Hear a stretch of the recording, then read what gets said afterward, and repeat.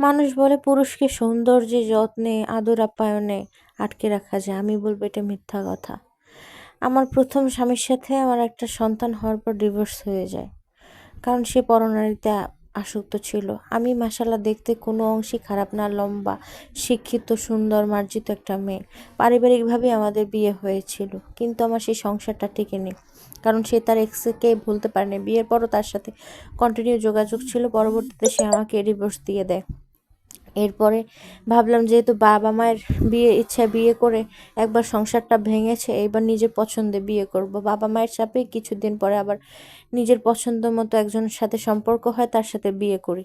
কিন্তু বিয়ের ১ বছর যেতে না যেতেই তারও সেই একই রূপ, সেই একই অবস্থা তারও। সেও অন্য এক নারীতে আসক্ত।